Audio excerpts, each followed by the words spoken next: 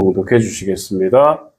너희는 다시 무서워하는 종의 영을 받지 아니하고 양자의 영을 받았으므로 우리가 아빠 아버지라고 부르짖느니라. 아멘. 따라합시다. 두려움에서 두근거림으로 두려움에서 두근거림으로란 제목으로 말씀을 잠깐 봅시다.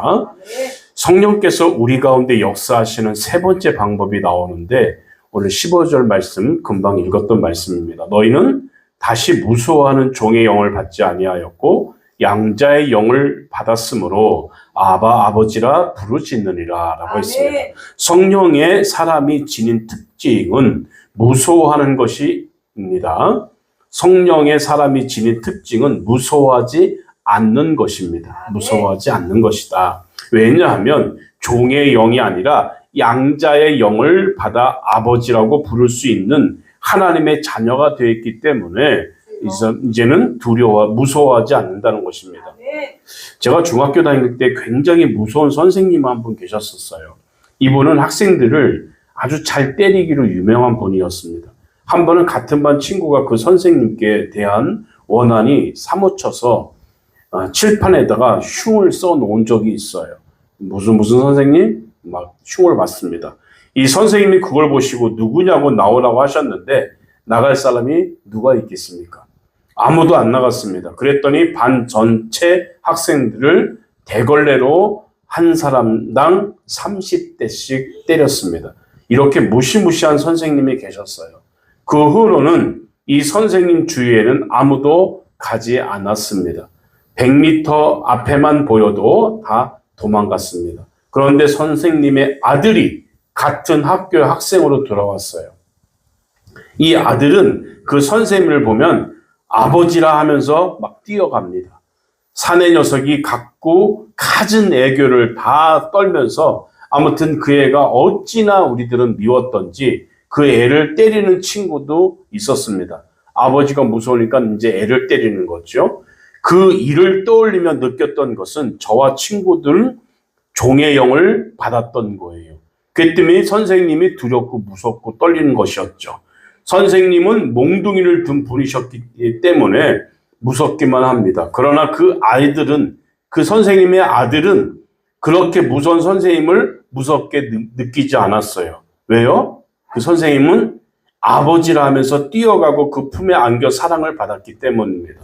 그에게는 그 선생님이 무서운 교사가 아니라 자기를 낳아주신 아버지였기 때문에 무서울 것이 없는 거예요. 이해되시죠? 그래서 우리들은 그 선생님의 종이었기 때문에 두렵고 무섭지만 그 아들은 아들의 양자의 영, 아들이었기 때문에 무서운 것이 아니었다는 거죠. 하나님께서 우리에게 무엇을 말씀하십니까? 우리를 양자로 삼으시고 나아가서 아버지라 부르는 자녀가 되었으니 이제는 뭐하지 말라? 두려워하지 말라. 이제껏 이것이 오늘 하나님의 말씀인 것입니다. 우리가 하나님의 자녀가 된 것을 믿습니까? 우리가 하나님을 아버지라 부를 수 있는 특권을 가졌음을 여러분 믿으십니까? 예, 그러면 전혀 두려울 필요가 없습니다. 두려움이 뿌리는 죄악입니다. 하나님께로부터 버림받았다는 느낌 때문에 두려운 것입니다. 그러나 성령의 사람에게는 결코 두려움이 없습니다. 성령께서 친히 우리가 하나님의 자녀임을 증거하시기 때문입니다. 여러분 디모데후서 1장 7절을 보니까 하나님이 우리에게 주신 것은 두려워하는 마음이 아니요 오직 성령과 능력과 사랑과 근신하는 마음이다 라고 했습니다. 두려워하는 마음은 전부 마귀가 주는 마음인 거예요. 믿음을 떠날 때 하나님에 대한 신뢰가 사라질 때 두려움이 생기는 것입니다. 그래서 두려움에는 형벌이 따르는 거예요. 성도는 두려움이 아니라 능력으로 충만한 마음을 갖는 줄 믿습니다. 하나님께서 우리에게 하늘과 땅의 모든 권세를 주셨습니다.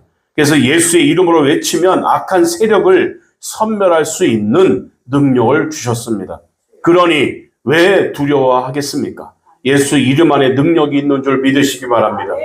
예수 이름만 외치면 악한 세력들이 다 물러가고 기도에 응답이 있는 거예요. 예수 이름만 외치면 악한 세력들이 오늘 물러가고 기도에 응답이 있는 거예요. 예수 이름 안에 능력이 있는 줄 믿습니다.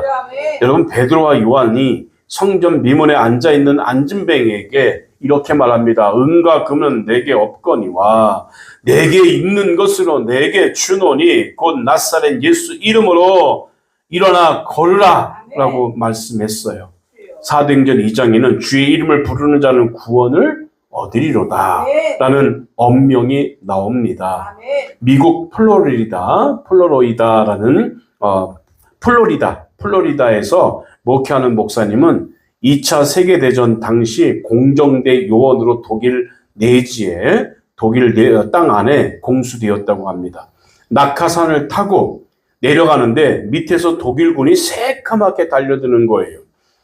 달려오면서 총으로 이 목사님을 향해 막 쏘려고 했답니다. 몸은 낙하산에 매달려 있고 밑에서는 총으로 쏘려고 하고 얼마나 불안했겠습니까?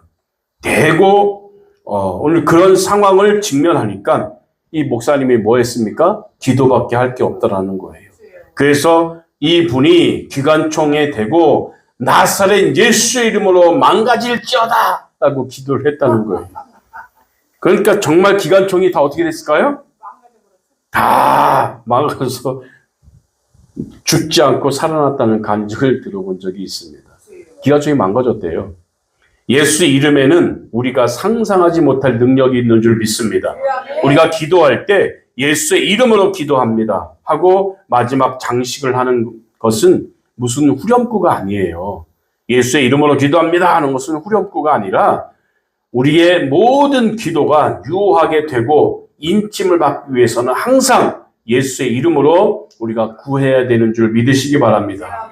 그러면 이제 하나님의 아들이 되었던 우리들, 하나님의 양자가 되었던 우리들은 두려워해야 될까요? 두근거림이 있어야 될까요?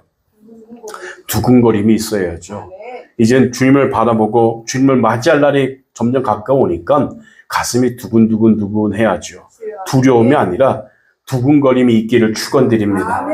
이젠 두렵다는 것은 뭐예요? 아직도 나는 종의 거기에서 벗어나지 못했다 하는 그런 내용이 되겠습니다. 저와 여러분은 두근거리는 성도가 되기를 축원합니다. 따라합시다. 두근거림으로 승리하자. 주님 보실 날, 주님 배울 날 멀지 않았어요. 그냥 두근거려야죠. 여러분 사랑하는 분 어떤 분을 만날 때는 두근거리지 않아요? 그런 것처럼 두근거림이 있어야 됩니다. 우리 주님 만날 날 곧 다가오니까 두려움으로 주님 배우지 말고 두근거림으로 주님을 만나는 저와 여러분 되기를 주의 이름으로 부탁드리겠습니다. 다시 시간 통성으로 기도합시다. 두근거림으로 주님을 맞이할 수 있는 우리들이 되게 해달라고 다 같이 시간 통성으로 잠깐 기도하는 시간을 갖겠습니다. 사랑의 하나님 은혜를 감사합니다. 우리 주님